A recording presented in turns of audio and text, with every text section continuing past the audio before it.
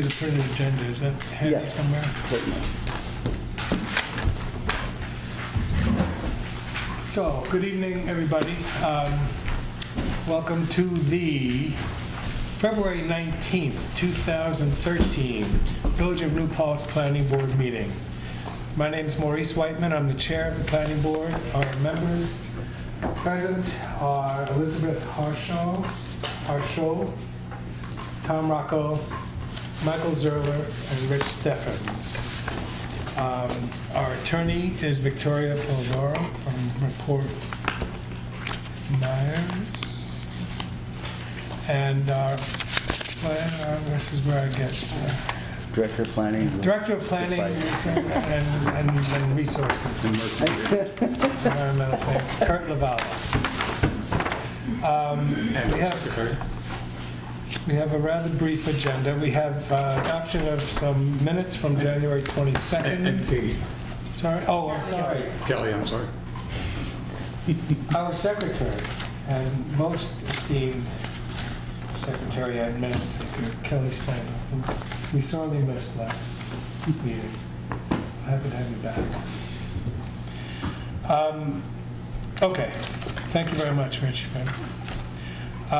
Two items on the agenda. One is a new application, special use permit site plan review for a change of use at 184 Main Street.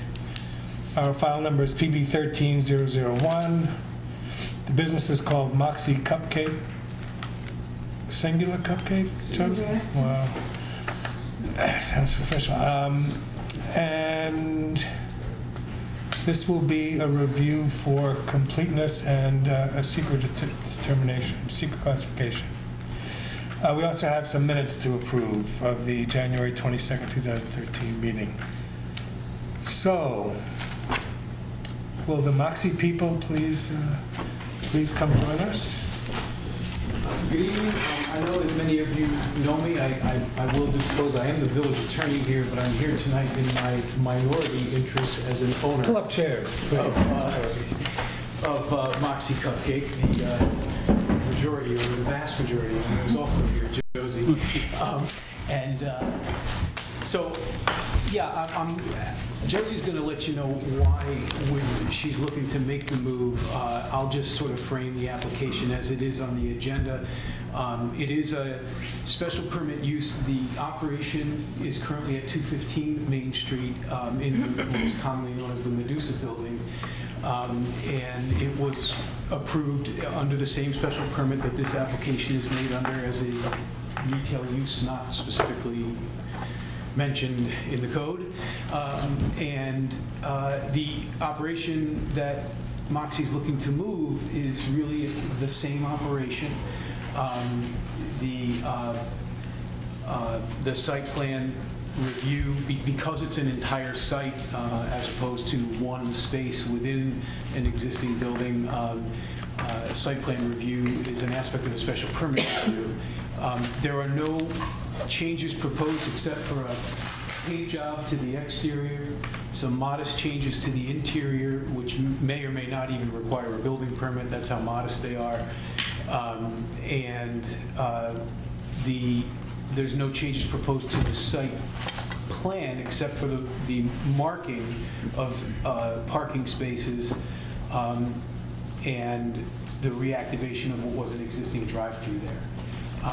Before I turn it over to Josie to just let you know the sort of the purpose of the move, I think it's important to understand, what the application is about and what it is not about.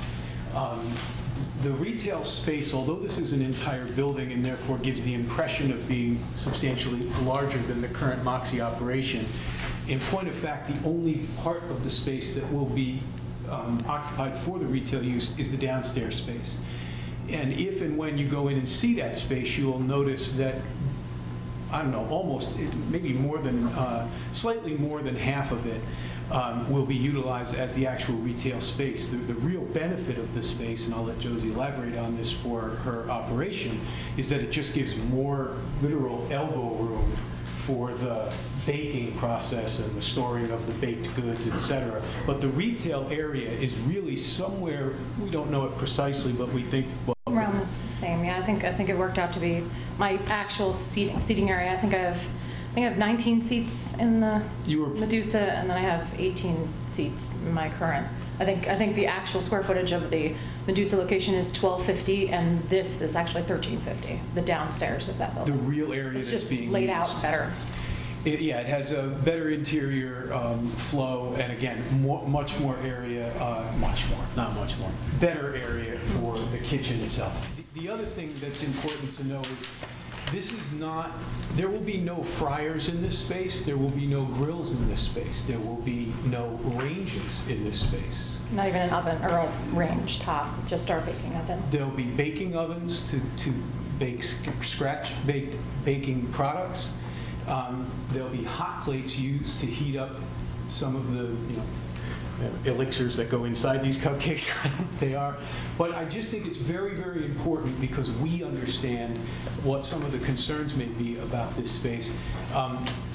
This is a bakery. This is a retail bakery. It is what it is now. If you've been in the Moxie shop now, you're going to be looking at pretty much what this use is going to be here. If you haven't been, you should come in because that's what this use is going to look like in the new space for the most part. And Josie means it when she says it. I mean, there'll be some as I say, hot plates and presses to heat things up. But there's not going to be an oven in here. This is not a restaurant. There's no table service. There's no wait staff. And as Josie says, there's no more seats in this space than are in the current space. So with that, if you don't mind, Josie can give you some idea of what the purpose of the move is and why she thinks it would be good news for the village. And Not only don't I mind, but I'd rather hear from her. I'm not surprised. And I will tell you this, I will view the application as going swimmingly if I say nothing else. But go ahead. I just wanted to say a few things about why I want this space.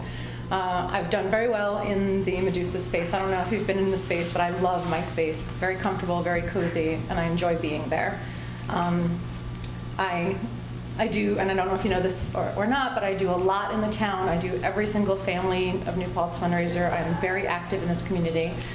I don't feel I have a presence in the community, though. So part of my reasoning for looking for a different space in the first place is to have more visibility and more of a presence in the town that I love and in the town that I am very active in.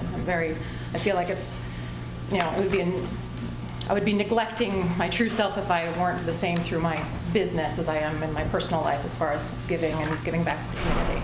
So the presence aspect of this space is important to me. I feel like where it is located, because it's been vacated for so long, it's kind of an eyesore in my opinion. To me, it starts downtown. A lot of my college customers say, that would, we walk there. It'd be much easier for us to come in and get our coffee. My second reasoning is still more than half of my business is still catering, larger birthday parties and weddings and events. People coming to pick up the larger boxes of cupcakes and such. It's becoming increasingly more difficult in this space for anybody to come in and get cupcakes because there is no parking, and it's actually dangerous. People can't turn around, and briefly, I had a guy who came in his business suit, came in, got a cup of coffee and a cupcake, who I love having that kind of person because I don't get that a lot in the space that I'm in, who literally had to back out into the road. And I thought, he's not coming back for a cupcake. That kind of customer is not going to go through that kind of hassle. So the meat of my business, which is the catering and that kind of thing, I feel like it might suffer over time if people think, well, it's a hassle to pick up. It's one of the reasons I picked more uptown, because I couldn't imagine people navigating 4 to 6 dozen cupcakes downtown where they can't find parking or if it's icy or snowy. That is my other reasoning. And my second reasoning in regards to the drive-through, I really would love to have a better place in New Paltz to conveniently get really great coffee. All my coffee is organic fair trade. I make my own hot cocoa with organic fair trade cocoa. I just really thought, because of the use was a drive-through originally, it'd just be really nice to offer those morning commuters a place to get something other than McDonald's and Burger King, and something other than having, I try not to bash like a lot of other coffee shop places, Starbucks or Dunkin' Donuts, because they're a business and whatever, but it would be nice to have something that's local and someone who gives back to the community, have a place that's competitive with those places in the morning, because I do have really great coffee, and I'd love, to have people be able to get it more easily. So that's really my motive with the drive-through, is the coffee. I just think it would be great to have a place to drive through in New Paltz to get really great organic fair trade coffee. And other than, like Joe said, the business plan is really not changing, in my opinion. I won't really change anything. The only thing I may change is if I am open earlier, because I will get, the morning commuters, some scones and morning type stuff, so people don't feel compelled to eat a cupcake at 8 o'clock in the morning. So I just wanted to tell you why, the reasoning. And if you haven't been in the shop, my shop is beautiful. I will make this building very beautiful and pretty. I have plans for pretty rose bushes out front, the pink, and I will make it a place that New Paltz can be proud of. You could use that. Yeah. Yes, thank you. That'd be a good thing. Okay. Anything else? I can't remember anything else. I have one question for you, Josie. Yes. You mentioned that the seating would be the same. I haven't seen Yes, the I seating have that layout. here. Okay. And I also, don't you want to wait until you don't ruin your... also, when we approved your present location, how many seats did we say? 18, I believe. And as of right now, I have the same amount of seats, actually, because in my current space, the actual seating area is smaller, but I have a bar over here with bar stools, and I don't think I can fit the bar stool in. I've replaced them with actual chairs. So actually, it's the same amount of seats in this location that I've mapped out anyway, 18. Okay. And you aren't going to use the upstairs at all? No, I mean, maybe for Christmas stuff or whatever, everything right now. Storage. Yeah, I don't, and, I wouldn't be able to use it in any way anyway. It's not really finished, They say that it's viable space, but it's not. It's not finished in any way. It's mostly, it's mostly attic with big, what do you call those things? Rafters. Heating, rafters. heating, I mean, it's not even rafters closed and most of heating. it. Yeah, there's a small office, carpeted office, and maybe 10 by 7, that kind of 8 by something. That I may put something up there, but to be honest, when I'm in my shop, even in this one, I use my laptop in the main room. I like to be around the customers, so I don't really anticipate using it much for anything as of right now. Okay. At least for clarification, it won't be rented by the owner to someone else, creating any problem with the site plan. No. So that's important to note. You're renting the building. In other words, the owner, because we are we're the contract vendee, so to speak, although as Kurt will tell you, and you may know, you have the owner's consent to the application here, but the owner has leased the owner can't rent the upstairs space. Yeah, there's actually no access to it. What I mean is, they legally can't rent it. Oh, okay. They've rented it to us, and The entire building. right. Yes.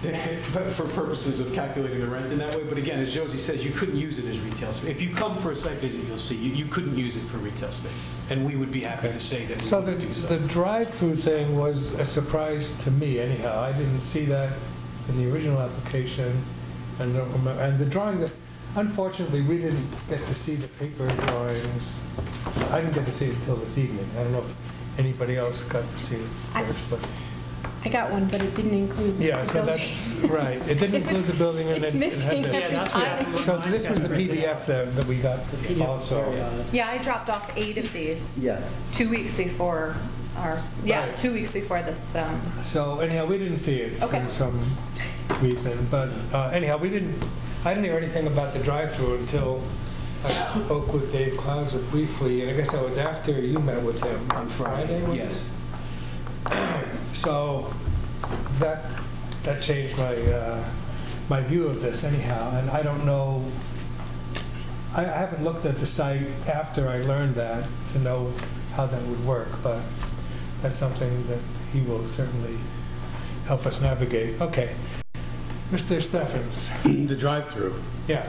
I heard you mention it several times, so I know it's important to you. The east driveway? Mm-hmm. East driveway was eliminated as a used driveway back when Steve Axelson converted that building from Jack in the Box to Peak Performance. Mm-hmm. It was done away with. There is no east driveway. Somebody somewhere along the line reopened that driveway illegally. The driveway shouldn't be there.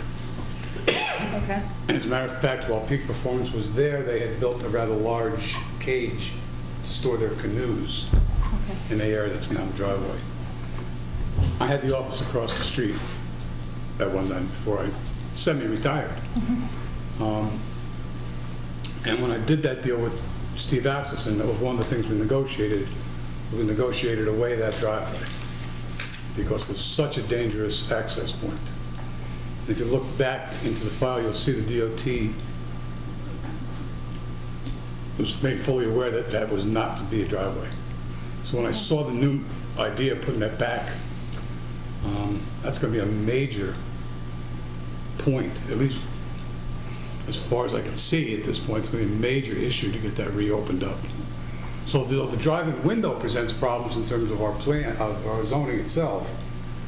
The driveway doesn't even exist for a drive-in window as far as the site plan that's currently approved there. So there's no DOT permit for the opening? When Jack in the Box was there, it was. Yeah. And then When it's- Jack in the Box was converted over to a retail store, one of the things that was negotiated for that use was the elimination of that as an access point. Because if you take a look, there's so many cuts into the main street right there that it was just extremely difficult to come out into Main Street with that many cuts so close together. And this property already has a double curb cut, within 50 feet of it, or whatever, it's pretty close. So that was negotiated away when we went to the retail shop for Axelson. Do you mean as part of their special permit? Like in what context? Because we did do some research in the file, and in fact, I was desperate to try to find some pre-existing site plan. I came down today just to make sure it was there, and it's there in the file. Do you have the pre-existing site plan for Pegasus? Is it Pegasus? Actually, Well, it was Peak Pukabar. Performance. there's, I do have a large file downstairs. What I brought after learning more about this subject was, this was the secret determination, the negative declaration issued at the time that this retail store Peak Performance was approved there. The fencing is gone, and of course the storage that went along with it. So I wasn't aware that that this is the history. So in looking back at a file which contained the details of many projects before this, that was at that time that was part of that process. Based on including eastern access driveway. No, it was part of It was surrender. I mean, it was part of the review process because the planning board was concerned 20 years ago about its use. So the sidewalk was actually supposed to have been extended. Right, and it Physically wasn't. remove the curb cut. But And that wasn't done. the former owner was not cooperative on that, but he did block it off and then, of course, agreed to it.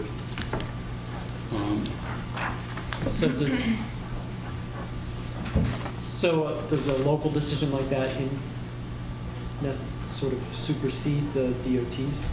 No, original? DOT would have, DOT has control over the road opening and closing, but if they voluntarily gave up the permit with Uh-huh. DOT, then, Oh, that's what I then it meant. starts at zero. Okay. So normally when, if this is just reuse of an existing site, there's no real impact except when, I see. putting in a new drive-through, we normally recommend that a traffic study be done because your peak hours of operation, especially if you're going to be serving coffee, are going to be during the morning rush hour and the evening rush hour. And I don't think DOT would let you reopen that without that kind of study. And as part of the board's seeker review, we're going to have to determine whether or not that's going to have an adverse impact on traffic in the area. Because it's not existing. So we have to treat it as new. Well, first of all, I'd like to reserve judgment on all those issues. I mean, I think those are legal conclusions that we haven't even had a chance to look at. I mean, I have no doubt. I mean, if it's in the file, it's in the file. But it's important to see, as you say, whether did DOT take action? Was it something that applicant gave up that was specific to their permit or site plan? It's clear they gave it up, which means it doesn't exist. Well, I'm not sure that's true. I'm not sure that's true as a legal conclusion. But they gave it up as part of their application and in order to get their approval. And I think you're right that if that's the case, then obviously you have to examine whether you want to provide that access again. But I'd like an opportunity to review. It's the first we're hearing about that as well. And so I mean, when I was first looking at the building and when it was hookah bar, you could get out there. It was it was open, and so I had no idea that was not a real, I drove in and drove out originally. So I do have a question. I've never gone around it. Is there what they call like an emergency exit lane? If there's a car in the drive-thru, is there enough space for a car to get around it? No. There's not. No, but there's a wall. I don't know what the real rules on that. I've looked at all the other drive-thrus, and some of them have it, some of them don't. So how do people parked here get out? Well, I think in my meeting with Mr. Clauser, and I understand he's written a memo, which I don't have a copy of, but I expect he brought this up. He mentioned, I think, that he thought these 5 spaces were potentially problematic, and because people would have to back out into this drive-thru. Not these 5. Those 5, yes, Yeah. correct. I will tell you that our approach on the parking was, based on the code, we think the parking requirements on this site are somewhere between 6 and 8 spaces. Obviously, the site has plenty of parking. What we did, what I asked the engineer to do was to provide for as many spaces as in his professional judgment you could at least consider. But we understand and are prepared to work with the planning board on where exactly you want those parking spaces to be. I mean, we get that because we knew there might be other modifications, and we're perfectly willing to discuss. In other words, if we lost those 5 spaces entirely, I think we'd meet the parking requirement, or maybe we could reconfigure them somewhere else. So we know that that'll be part of the discussion. I was just trying to point out there's going to be a major cost factor in the study that's going to have to go on in order to reopen that eastern driveway. Regardless of whether we open it up as a drive-through, which I think will have a greater impact, or just plain open it up for Access or egress. Alone. Yeah. Well, I don't want to speak for Josie. My suspicion is if it wasn't a drive-through, there'd be no particular point to having it as an access or an exit. But I appreciate the comment. I will say I'm not sure I agree that the code requires that kind of review or in any way prohibits it. But it's not a conversation. I mean, let us first look at the file and see what the baseline is. I understand the comment. Well, it solves your problem with Dave's backing out of those 5 places if that's not a driveway. Right. I've never worked with Hudson Engineering just because they're so far south. Right. Are they in contact with DOT at all? No. I mean, again, our information was, we had no reason to believe this wasn't an existing curb cut and a valid curb cut. And again, I know in discussions with both Kurt and Dave Clauser, there was some discussion about whether there needs to be a referral of this to DOT. Now, irrespective of what this board feels it needs to do in order to properly review it, which I understand, I think that there's no referral required. Now, if this access... Well, that's not up for discussion now. No, I understand it. No, and my point is, I'm saying, you asked if we were in touch with DOT. What I'm saying is no, because as we understood the facts, there was no need to get them. But certainly we can follow up. Okay. Anything else, Bruce? Do you have... No. I mean, anything else about the... No, I just, in looking over the application quickly and I saw that, I knew that was one of those areas that I love your business. Thank you. But there's nothing about being personal. No, We love you, No, I completely understand. but it's not personal, this is the business. No, it's a fact which, it's a really relevant fact. If I had Yeah, known no. it, we would have addressed it earlier, so I thank you for it. During our discussions, I did first ask you, Joe, what was planned for there, and you said nothing. And then when I finally met with Josie as well, then I learned at that point that it is planned for the business. So in other words, I tried to point out those sections of the code that may apply, and then when I realized that it was seeking to be used, did try to provide the best guidance I could. Right. Yeah, no, I'm not suggesting. No, yeah. But it's another point in discussion with your future landlord is to discuss the cost of closing that off if that's what happens. Well, listen, Not a cheap issue. you could chase him on that. We got enough problems.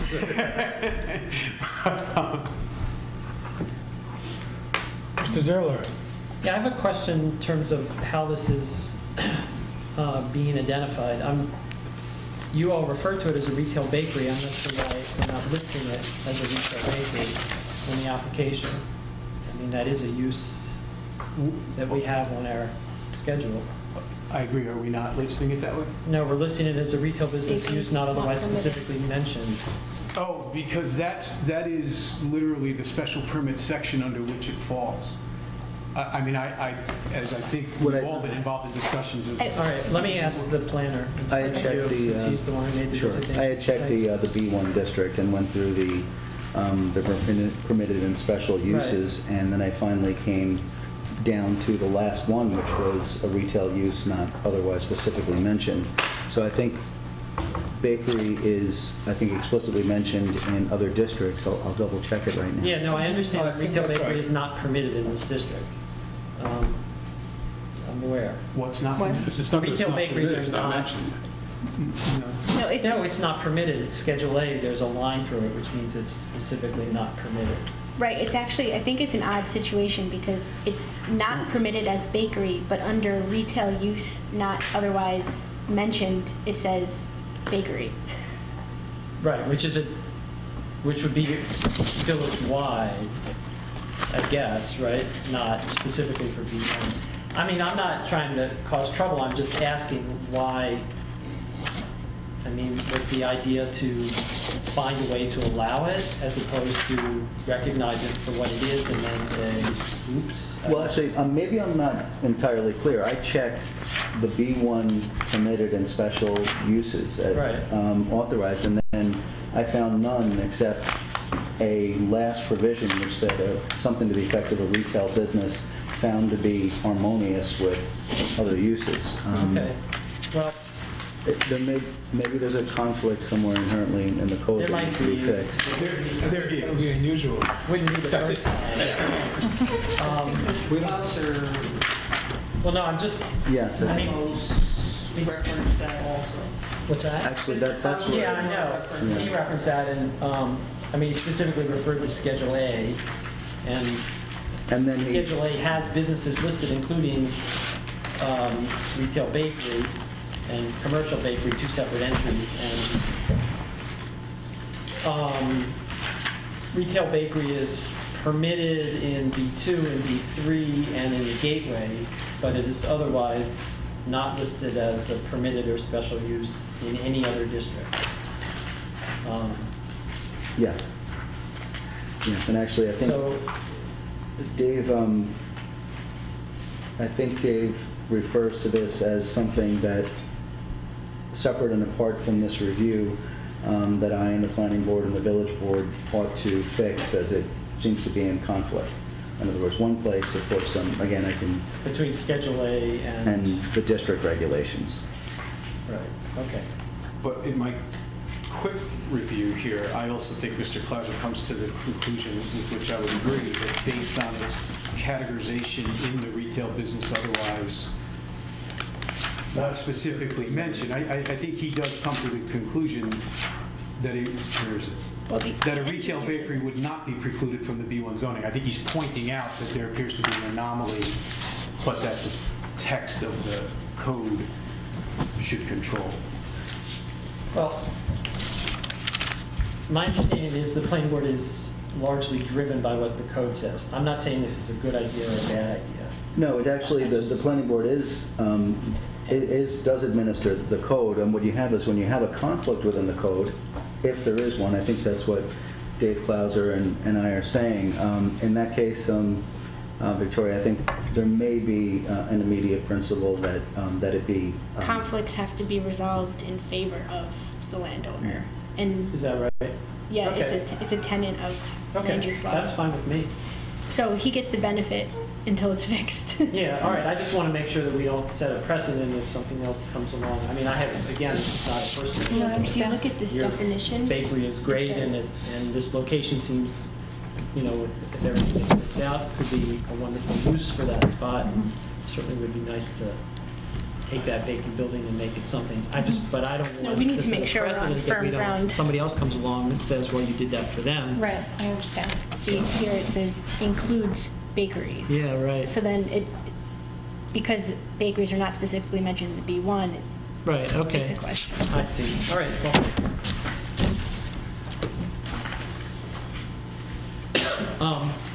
This is the same zoning as you're currently. Yeah. That's right, yeah. Yeah. The And same that's the zoning as use- where they currently are. That's the use that we gave them. Correct. So Yeah, true. And we were very careful at that time. it's odd too that that the zoning allows a restaurant but not a bakery when they're somewhat similar. Well, yeah, I mean, arguably, that's kind of backwards. again, separate and apart. This is a matter for Yeah, no, for us and the village board to address. All right, no, I just wanted to, I mean, Victoria answered my point, which is how do we resolve it in this particular case? Okay, thanks, Maurice. Hey, Mr. Rocco.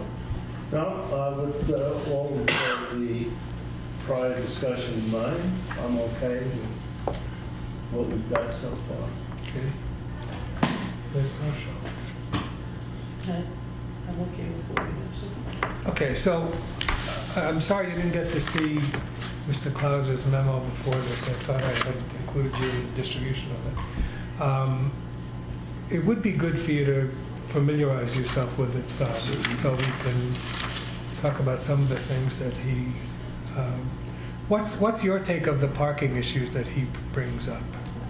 I think the parking issues are something that that we must reckon with. Again, if there is drive-through, the concern is also that perhaps 40 years ago or more, when this is approved, the review may have satisfied everything it needed to.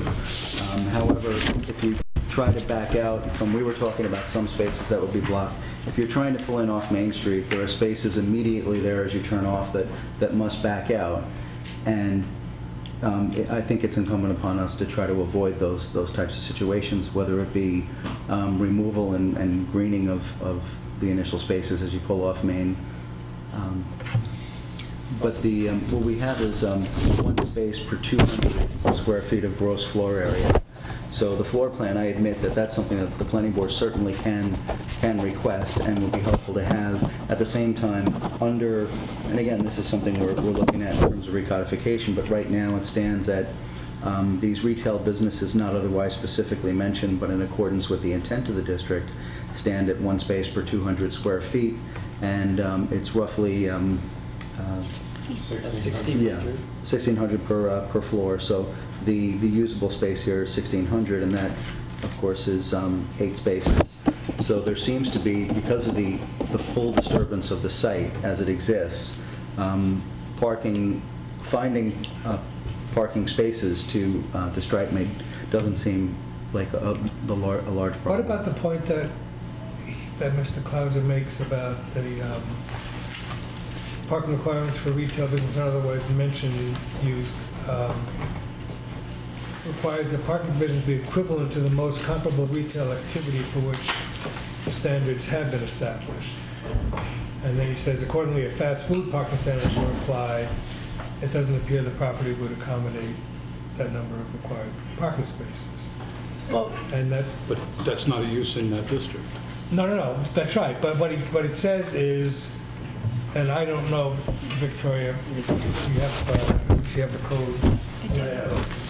So, did you see that section of the thing that they mentioned? 212-41.5. While we're looking this up, I think it's a good idea if, once this is sorted out, if you can put the parking chart with your calculation on the site plan. Sure. So that moving forward, everyone knows what you're basing it on. Sure. You know, if I may on that point, because I'm also just, reading this, I think, and obviously we'll follow up with the... Why don't you take some time to read it now so you Yeah. can be somewhat familiar with it?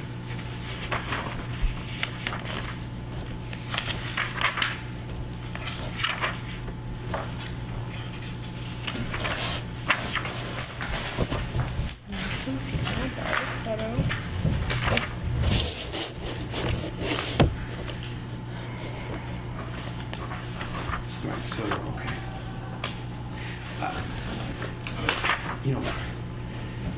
Frankly, I view the comment as sort of, if my aunt were my uncle, we're not a fast food restaurant because we're not a fast food restaurant. And one of the reasons that we can say that with confidence is because we're a specifically identified use under this other provision of the code. Nor, if the drive-through remains in play, are we a fast food restaurant because we have a drive-through any more than a bank is a fast food restaurant when it has a drive-through. So and the other point I would make on the parking is I believe that the correct way to read the provision about comparable uses is when you don't have a specifically identified use that's listed. In other words, that retail use not specifically mentioned provision. It identifies certain uses that it then goes on to specifically, describe. Obviously, it contemplates the potential for other uses, which are not specifically listed as well. And on those uses, I guess it would make sense, obviously, for the planning board to apply the most comparable use. But here, a bakery is listed within that section as a specifically identified use, and therefore I think the parking standard to apply is the 1 space per 200 square feet of retail space, because it's a specifically identified use within that section, which then has a specific corollary in your parking requirements. So I think on two levels, I appreciate the comment being made, you want to look at real parking considerations. I get that. But first of all, I don't think the comparisons make sense because we are a specifically identified use. And beyond that, I think since we are specifically listed there, the specific parking requirement ought to be applied. I personally have no trouble with the reasoning there. In fact, I concur with that. And I think that if we were even to leave that section alone, we should change not specifically mentioned to not previously mentioned. Because we go on to specifically mention, so if we're going to specifically mention it, then we should not say not specifically mentioned. So I agree with your reasoning about that. So bakery is specifically mentioned subsequently, if not previously, that's what should prevail.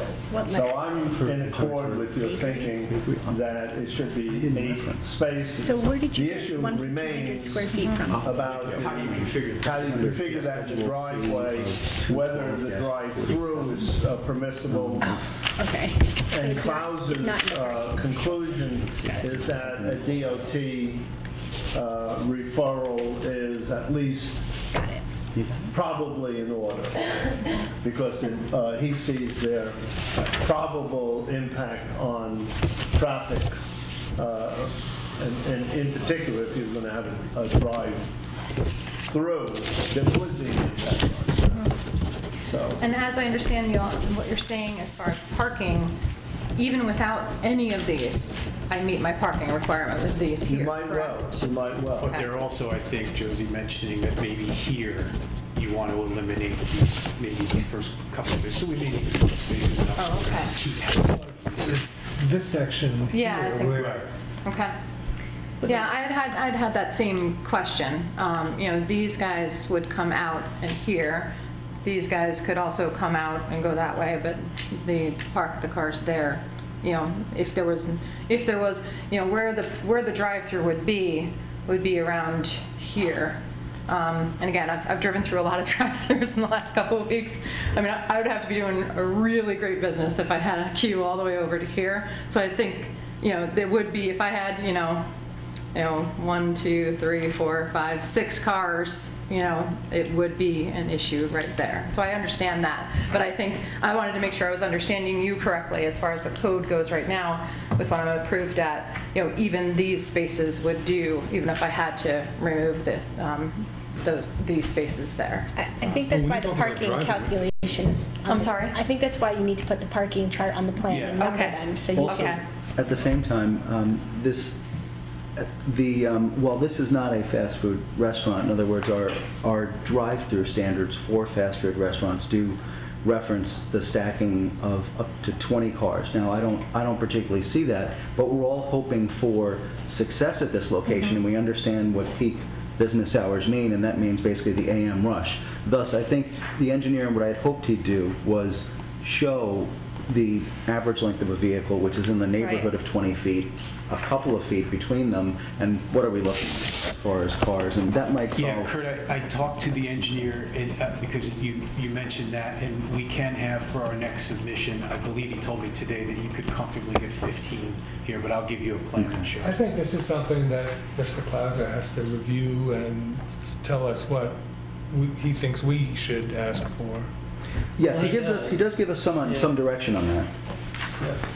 You're not going to have one of those stanchions where you got to talk into a clown. No, actually, by the way, that's something we're Unless you ask for it. That's something That'll be a special service. The reason I say that is because some of these speakers are so loud. There is a residential district that backs up where the backyards meet, and the fact that that is not the case is, I think, a great advantage without further regard to. So then people would order at the window. Yeah. As of right now, yeah. So that's, they wouldn't queue I mean, up I don't think beforehand. Right. So I think that's it's helpful There's to no double mention queue. that. Yeah. That's right. That's Right. right, and that's important to mention. And If I could just interject too, I mean, I'm also not going to be flipping burgers and doing fries. Like, I mean, everything, I recently went through the Panera. Panera in Kingston now has a drive-through. So again, I've been going through a lot of drive-throughs, even ones that I didn't want to go through.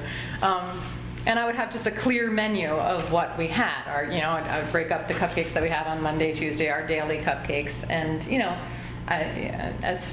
however long it would take to make an espresso drink and a scone or a cupcake or so. Yeah, absolutely.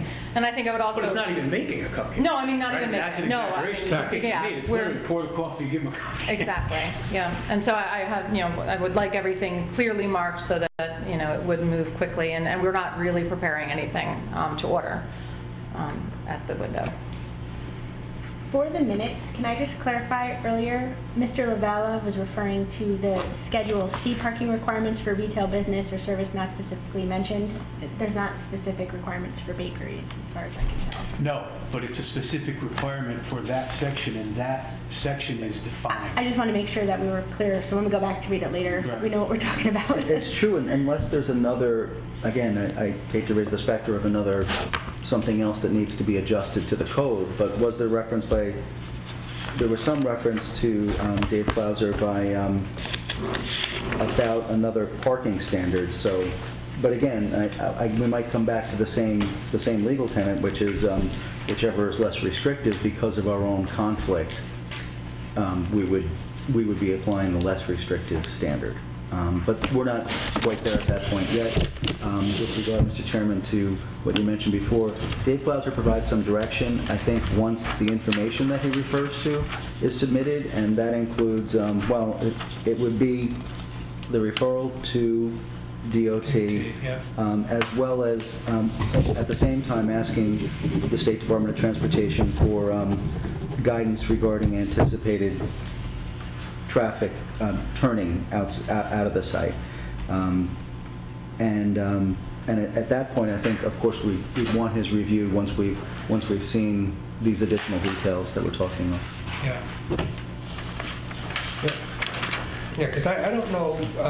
I drive past there, I'd say 4 times a day, and I've seen it be pretty backed up in the eastbound direction, and I don't know about if you would have vehicles turning left onto Main Street, if that would even be allowed there. Probably it would, but I know there's a double line, but It's sort of a zebra ending, and there actually are rules as to what you can cross under vehicle and traffic laws, and I would need to get myself a little bit more well, that's explained. DOT.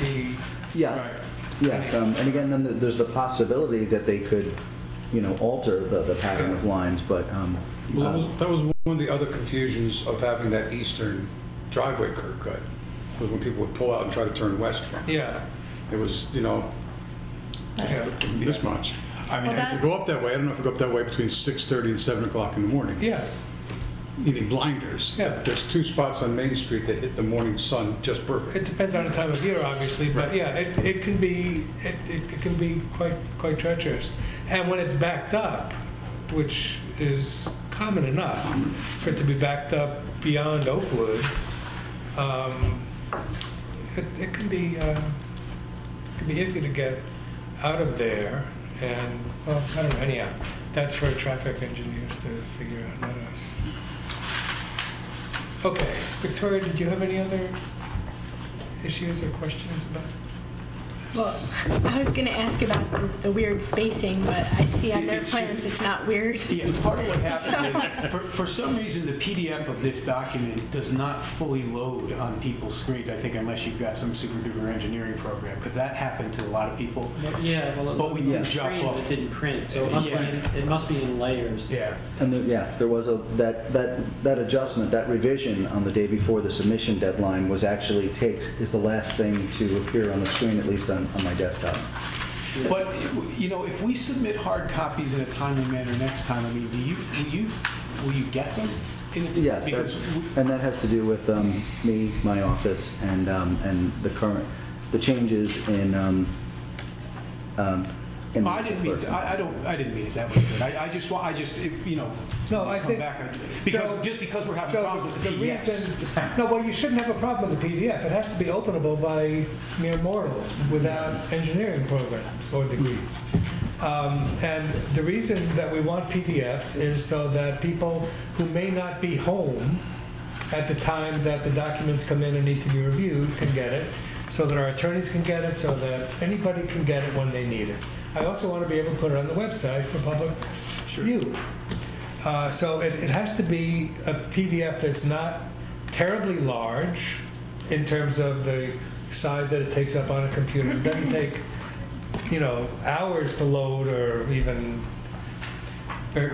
several minutes. It should be pretty quick. It isn't a big deal. We don't need it to be, Right. any kind of an AutoCAD kind of. I'm just. No, I'll get it. We'll make sure. You can have a dumpster. There is one.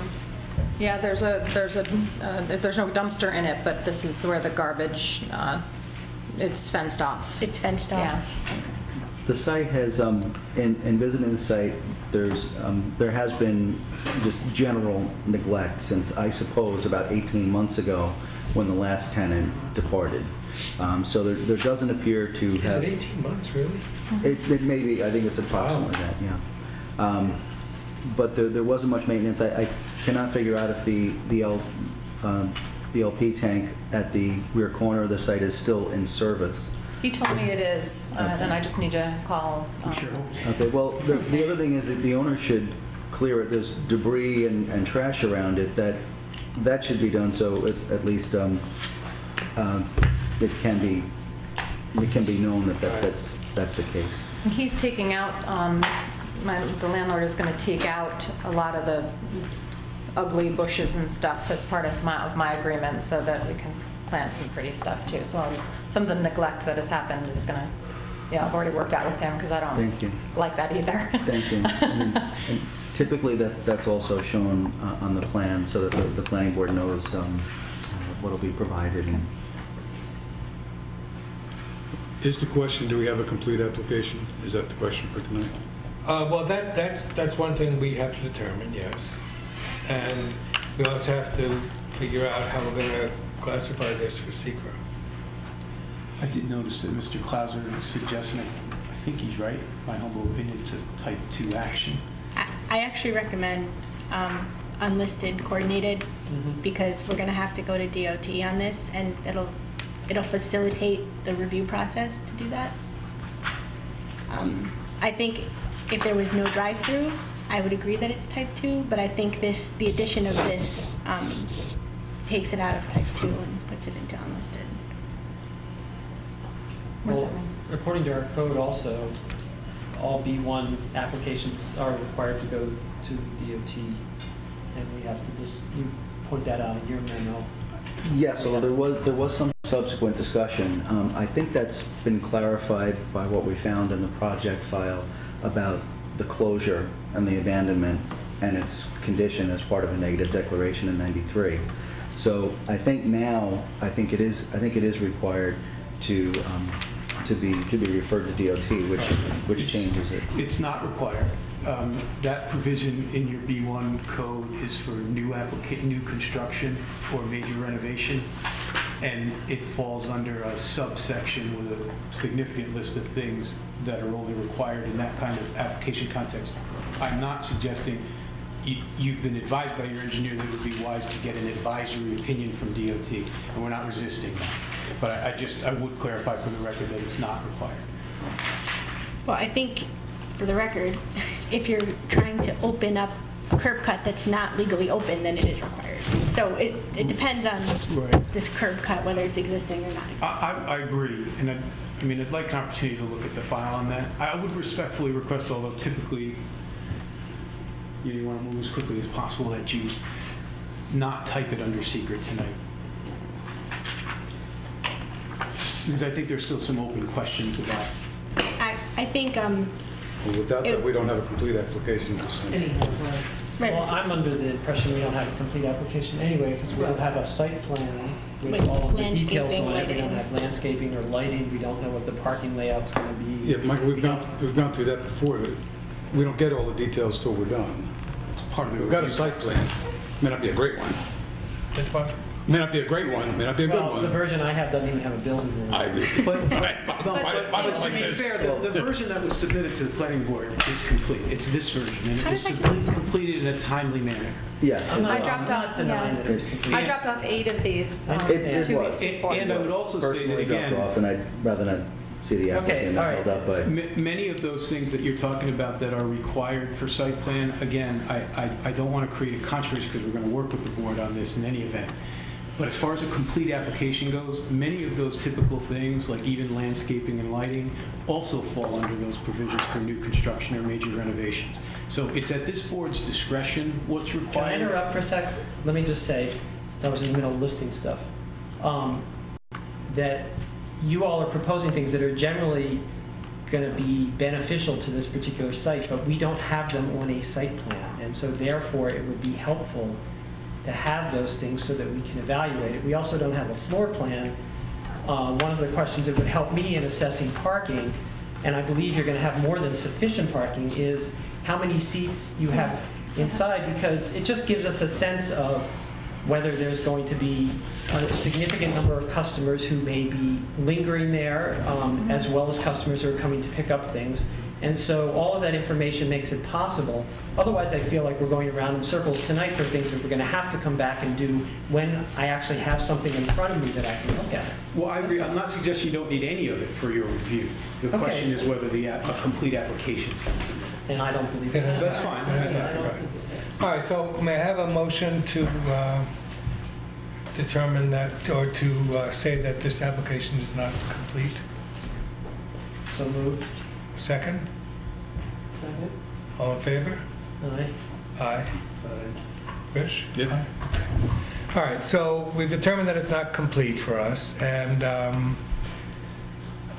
what sort of checklist or list can we give the applicant for things that we need that are not here? I mean, Kurt, you've got that, right? You have the... Yeah, well, I have a checklist as well as what's listed in the code, and then, of course, Dave Klauser also... What they recommend. He also has a list of additional plan and other information Right. to be required. And, you know, the thing with the PDF, I mean, I don't doubt that you submitted these things in a timely way. No, I can assure they were. I don't doubt that at all, but We didn't get them, and that's one of the reasons that we changed our procedures and our requirements to include PDFs. Yeah, no, listen, we didn't know that we couldn't open them. So that we would have the information in a timely way, we would be able to make informed decisions so that our attorney would see what we've got without having to mail things and so on. So, I actually prefer hard copies. well, of course, and as does Dave Klauser. He doesn't want PDFs, he doesn't care. I do. I can't see them on my screen. Right. That's true. I want to have it so that I know what's there, and if I have questions about what's here, I can come down here and get it. And that also alerts me that there is something here for me. But anyhow, that's that. Okay. So when's the deadline for the next meeting? Well, we require 2 weeks before the next meeting, and the next meeting is in 3 weeks. Is that right? I'm sorry. I'm behind. Oh no, it is 2 weeks. Oh, Because it's a Because it's February. yeah. Yeah. Okay, February. That means the deadline was today. Yeah.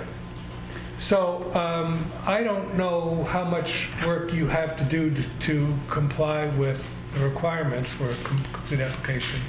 You may be able to give the applicant an idea of what that would be. And I'd be happy to say if we can get everything by the end of this week in hard copy and PDF form, that would be okay for the next meeting, so that we would have 2 weekends Yeah, for Any us motion for that? to work on it. No, I don't. Thank you. That would be that would be helpful. fine. That's very nice of you, thank you.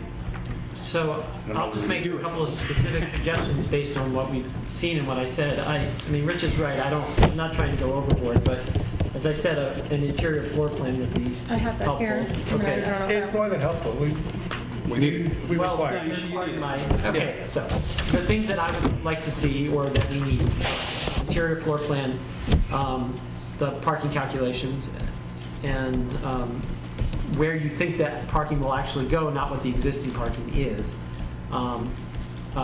It was mentioned about ADA compliance, so handicap access would be important on the plan. And then if you determine that this drive-through is a feasible option, that should be included on the plan. And it may not ultimately be what you end up getting, but at least it should be there so that we understand, because there are issues about driveway width and about access to that. And I would just add, it might turn out to be to your advantage, although it gets complicated. Mr. Klauser refers to trying to obtain access connection between your parking area and the one to the east. There is a grade difference. I guess it's not out of the question, but if that facilitates the drive-through, that's something to look into. I don't know exactly where the position of your drive-through window would be in relation to that, so I don't know if that's feasible, but anyway, I'll just bring that up. It's also, it looks like it could be very easy to create a shared pedestrian connection almost immediately. The vehicular access would take a little bit more design and earth moving, but the pedestrian one is separated by a very tall chain link fence. Right. It's sort of imposing looking for two neighboring Right. Ugly. commercial spaces. Yeah. Ugly, I would say. Yeah. I would add to that list any existing or proposed landscaping and screening. Lighting. Proposed and existing. In other words, there are fixtures there, but I don't believe that any of them are. you got to put it on. But I mean, Yeah, no, Brett, I don't want to hold. Klauser had mentioned it also. Yes, that's between the residential district, and I'll note also that I was trying to make some properties interconnect. the rear property line where the fence exists actually gives some use of property to the residential yards behind it. So I'll just note that it's approximately 3 or 4 feet in more than it needs to be. That may not be that pertinent because I don't think that it'll be planned to move the fence as a part of this, but it's just noted.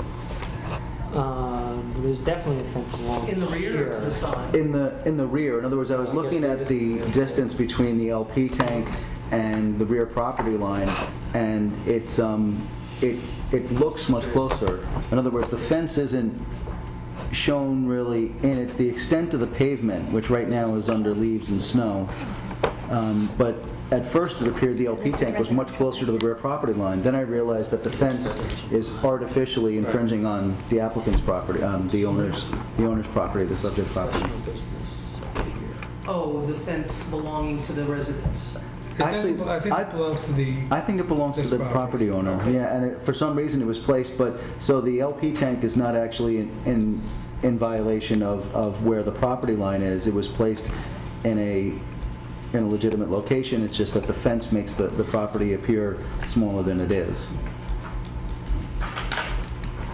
So, for the next meeting, would you like us to prepare a resolution classifying and circulating the lead agency? Yeah. And should it go to anyone else besides DOT? Well, would our DPW need any review of that? They might be termed an interested agency, but Yeah. we're free to distribute to Right. any agency we think is interested. Now, I'm confused about Department of Health and things like grease traps and things like that. Is there any? I've already spoken to Corey, and he's been in the location, and I would just move everything that I have in the current location to the new location, and he would approve it, as long as I did what I was supposed to do. Right. I don't think there's any, I have had my plumber in there. I don't think there's anything out of the ordinary that needs to be done. Okay. And as far as the upstairs goes, I mean, we could certainly make part of our resolution and approval letter that that's not to be used for anything retail. except for storage Or perhaps office, if you want to reserve that. Right. So no retail upstairs. Right. Or residential. no rental. Right. I'd only put the customers I don't like up there. Yeah. Yeah. Storage. Because It could actually, also be a private tasting. VIP. I go home popular with no one tonight, thank you. I'm familiar with the concept, yeah. So I just want to understand, because time is an issue for me, of course, because I'm on this lease now, and I am in the other building, and then the parking is getting worse and worse, and people can't park in where I am. So I have to do this all over again, right? I come to the next meeting in 2 weeks, and then this is, as long as I have everything that I'm supposed to have. 30 days from then. Okay. Right. But as far as deeming it complete, if we get everything we need in 2 weeks, then that will happen. Right, then we would be able to determine that it was complete at the next meeting, assuming that it was, and we would be able to type it for secret so that we could Okay. vote on that. And we still think that this does not need county referral? I don't want to comment on that because Okay. George looked into that when he didn't realize there was a drive-through, drive-through, and I don't know right. if that changes it. Right. I think it might. So anyhow, it's possible that this would have to go to Ulster County Planning Board also, which has its own timing cycle. And other than that, we could, if it didn't have to go anywhere else, and if everything else, we've got the 30-day wait for the circulation of Lead lead agent. and a public hearing. So then we'd have to schedule a public hearing, and Okay. Can we do all those concurrently though? So that it ends up being a 30-day window I think we could. total? Yeah. Okay, good. The only holdup would Thank be you. Ulster County Planning Board, because if we miss their Right. meeting schedule, it throws everything Which is off. easy to miss. 12 days. It's also important to understand that complete application and completed site plan might be two different things. Yeah. Okay. If we accept the complete application, doesn't mean we're done with the site plan. I understand Right, well, that. No, I yeah, understand that. public I'm hearing can asking. bring up other- Yeah, I was asking Other what you. points and so on. Yeah. Your backyard neighbors I understand. may Public hearing can bring up things, yeah. And I'll just mention, if I may, at this point, that during the discussions leading up to this discussion this evening, it's noted that none of the previous applications that were filed with the Village Planning Board really provided much information other than a survey. So there isn't much. Dave Clauser refers to the possibility of amending an old site, amending a former site plan. The type of information we're looking for doesn't exist on these prior plans. Right. And so that's it's the burden is here. squarely on the applicant Yeah. to make up for some lost time in a way. Right. Too bad for nice little cupcakes that are nourishing and comfort food. Okay, So we're hoping to meet these folks again on March 5th. that's correct. That's what we're hoping. Okay. Thank you for your time, appreciate it. All righty, Thank you. thanks for coming on. Do you want this now, this floor plan? Yes. Okay. I have. And I'll say do you it's have good to that see other you one, honey? again, Josie. It's very good to see you as well. Just to be clear. What did you do? I should have left him home. Don't let him fool you. Oh, I should have 7 though. Hey, honey, do you have the other one of this that I made copies of? Yeah, we can make a copy, Okay. not today. I have 6 here. And then my printer That was- ran. that That's was- fine? that was- Okay. Thank you. I have 6 Thank you, with this. Josie. I'll take the, okay. So, Kurt? Are you gonna paint the building pink or brown? Brown and some pink. I'd rather use natural pink, like flowers, to bring in the pink a little bit, just because the next building next to me is purple. So I just didn't, I'm thinking of y'all. I don't want a big giant pink building next to a giant purple building. But yes, there will of course be pink in there. Josie, is one of these more original than others, or just the heavier paper? Oh, heavier paper. Okay. I ran out of the regular paper, and those are on cardstock. Okay. So Kurt, I'm going to give this to you. Maybe you can take a couple of extra copies for your internal use, and we now have, I'm going to give one to our esteemed attorney. Would anyone object if I asked Mr. Ariel to send me a copy of the new site plan directly, so I don't have to wait Of for it course to come not. through Of course not. the village? Definitely. Would that be okay? Okay. Do you have a problem if I do the same thing with Mr. Clausen? No, you should. Yeah. That's great. And I'll make sure with my engineer, I mean, we had the same frustration with our law, I was trying to open it and couldn't print it. I put a note in yours too. Yeah, I got your note. I don't know whether he's aware of that or not, but we'll fix that problem. Good. Thanks a lot. Okay, thanks for coming. All right. Thank See you. ya. Good night. Good night. Bye-bye. Okay, so how shall we divvy these up? The people who are closest don't get Almost better to ask their engineer for an 8x11 Rich. So let's see their if we home have. scanner I know. and send us the PDF. Did I give you these yet? It wasn't, I didn't print this. This was sent to me. So their engineer was having this. Oh, it was? Yeah. I mean, That's, I didn't realize that. Anyhow. I don't, take a hard copy or send me a PDF of it, I don't care. Okay, did I already give you one or no? no, but I mean, I you did, can, but I took it right back. okay, well, Kind of guy. Yeah. I'll take it. Okay, so I have I'll give you 1, 19? No, 19. Today was, and 15. Kurt's gonna make other copies, so Sure. they'll be here. You come here 3-4 times a day. Right? I rarely, not Okay. true. I usually don't have a car, so. Okay. But are you, can you scan it and just Yes. email it? That would be Yes, I great. can. That's fine with me, that's all I need. Okay. Oh, wait, you did give me here. See? Sorry. You're still the closest. Thank you. Yes.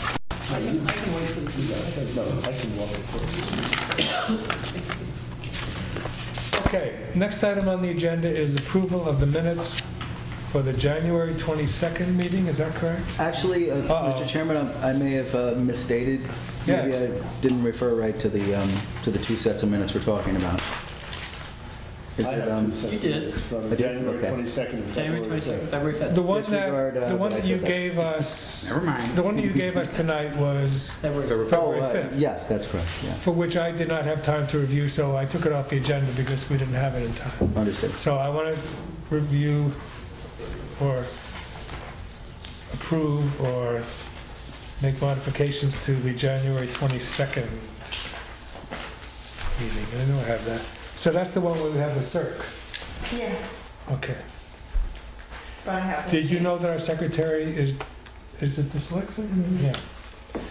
So he kept emailing me about seeker, and I was like, I don't see there's no A at the end. It's not how they do the abbreviation. He's like, no.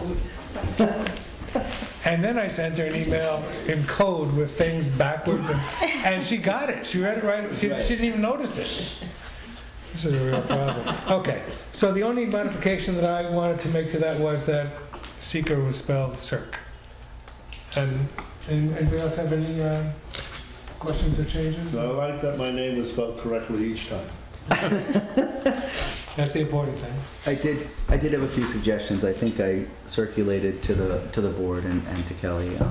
It regarded the discussion of George Danskin Way, and for example, one was. Didn't that make it into the I'm sorry, revised were they copy revised? there? I'm sorry, I Yes. didn't. Thank you. And they were sent out, and I did Yeah. take your revisions and make them to the minutes. Do you want to see them? No, I'm sorry. I didn't. I'm sorry about that. I didn't open them. It was probably with the Moxie. It's probably Yes. PDF. Yes. Okay, Rich, any? Michael? Thank you. Okay, so I have a motion to accept the draft. So moved. Second. So belligerent. All in favor? Aye. Aye. Okay. Kurt and I had a discussion about escrow and MOU, and it might be worth mentioning. Did the email I sent you back clarify anything, or did it? Yes. Well, the one just before 6 p.m. this evening. Yes. Yes. Well, actually, again, I understand what the code and the memorandum of agreement say. What it gives the board the authority to establish the initial escrow deposit based upon input from consultants who would utilize the escrow deposit. Right. So I tried to figure out where did we get $1,000 from, which is what is universally, in my short time here, been required, even of larger projects like the cinema. Now that has been replenished since, in the case of the cinema. But so of course there is no default $1,000 that deposit. It should be determined by the board, or if there was, I understand there may have been a way it was done before where my office had contacted the consultants to be utilized and asked for an estimate, and Right. that and computed the hourly rate, and that would result. So that in- became the initial payment, and the replenishment level, I think, is purely a mechanical thing, right? Based on when it gets down to a certain point. Yes, there is something in the code. I believe it's when it goes below 50% of the initial deposit. Right. So So anyhow, we have to get more money from the Moxie people. yes. Have you considered looking into a fee schedule so that you can have an initial escrow deposit based on something like, size of the structure or some factor Yes. that will expand, and then you don't, because it's kind of a pain to have to call the consultants every time. Yes. It's not every time. Oh. I think that was when the way it was done before was that Rodney, our code enforcement officer, and our building inspector 1, 2, whatever the number is, he looked at the application. He called me to see if I had any input in this, and we went over, spoke about it briefly, and then I said, yeah, this needs Clouser, and then we would call Dave, we would call George and ask them for this kind of thing, here, how much do you think we should get? And then that was what he asked for. That became the amount on the application, and the check had to be there before the application's complete.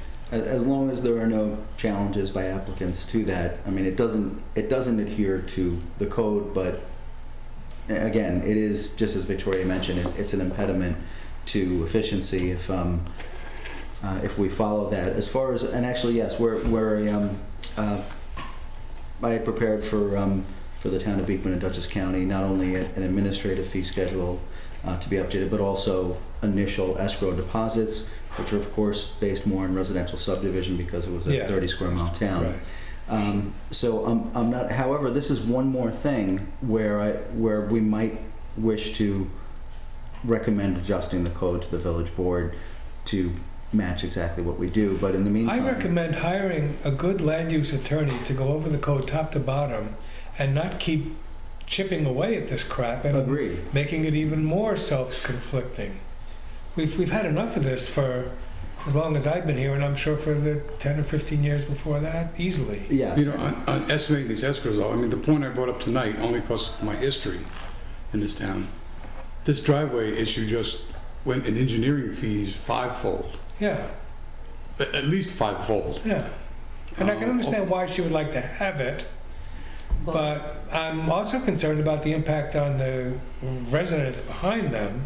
But that's beside me. If you have, 10 idling cars there, and who knows If what you went else. on the face of the application, you would take a look and say, well, Yeah, what's but it? then when you realize, oh my God, look at what we're gonna have to go through in order to get Yeah, this. so anyhow, Does the code, I haven't looked at this provision in a while, I didn't know we were discussing it, but does the code allow you to have an initial deposit of, say, 1,000 for everyone, and then the board can set it based on, like, tonight, they could have said, well, because of this drive-through issue, let's set it at something much higher. Yes. I think that's, well, actually, that's what the code, I think, calls for, is that the board would do so essentially at its initial presentation of an application.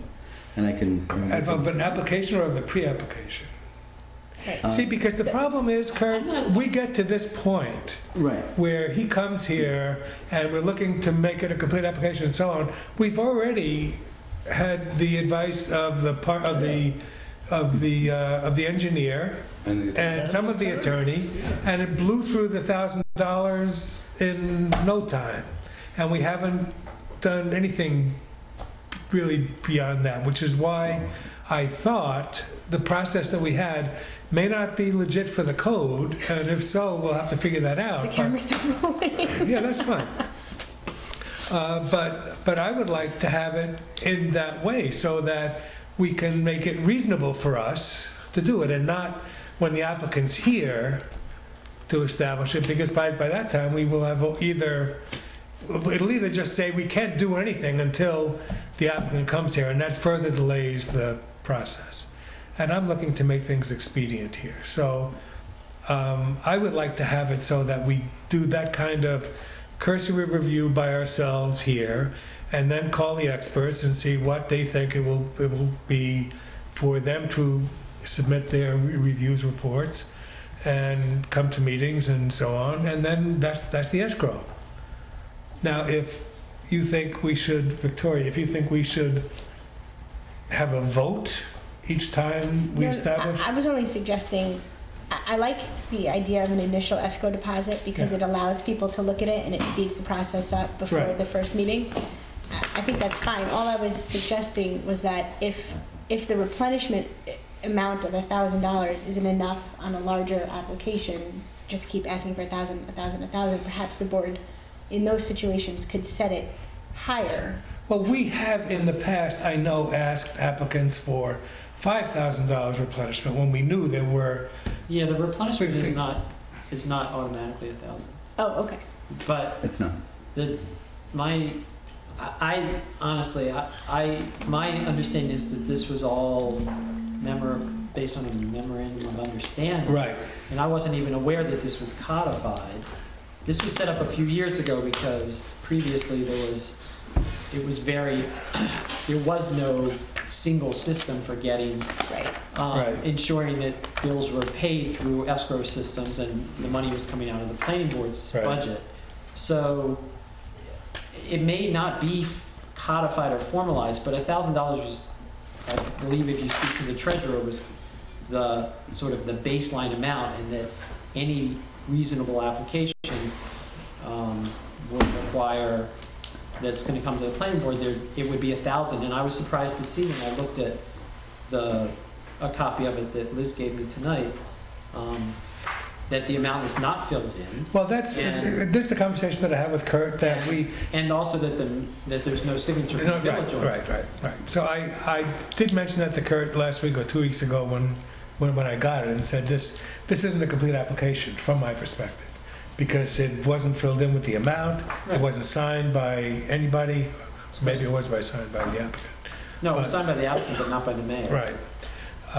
So anyhow, we need all that on the application that we get. Yes, you can see. I mean, again, what I did was, as soon as when the chairman brought it to my attention, I began to take a look at what does our code say and read the memorandum of understanding. Okay.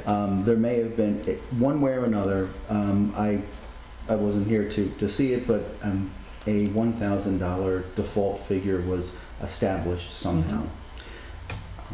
But you can see that I think there are some details that need to be tended to when it comes to signatures on it. Yep. And the application should be time-stamped, I'm sorry, date-stamped, Yes, absolutely. so that we know that you received it on this date and so on. Well, we're also hoping that the budget of the planning board is approved in that request for assistance to the chairman, the planning board, and and by association myself, to assist with some of those tasks. Yeah. I have a question regarding the date stamp. If something is date stamped as being received, will it then get another date stamp at the time that it's deemed a complete application? Because there's a huge difference.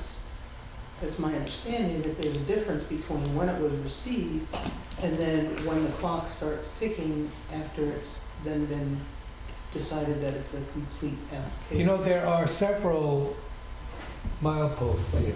There's when the applicant delivers it to the building department, to the planning department. And then there's when they submit it to the planning board, when the planning board first sees it. And then when we determine it's complete, there doesn't need to be a stamp because we've got minutes for that. Okay. But we require 2 weeks to have the application completed. Now, what does ministerially complete mean?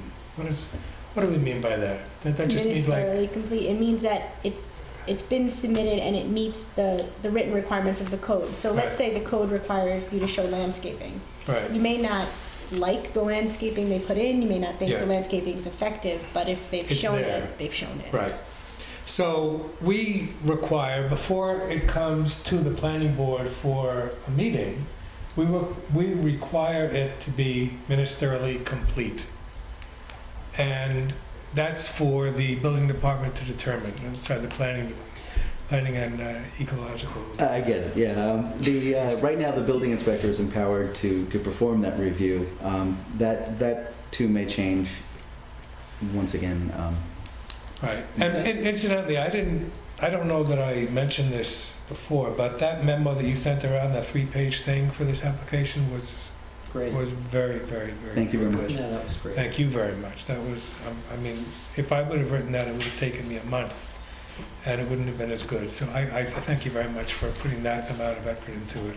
This is a very complex, not only the application, but the way it came to us and the iterations it went through. And anyhow, this was a big job, and you did a really good job with it. So thank you for that. Thank you. I got an interesting thing out of tonight's meeting, though.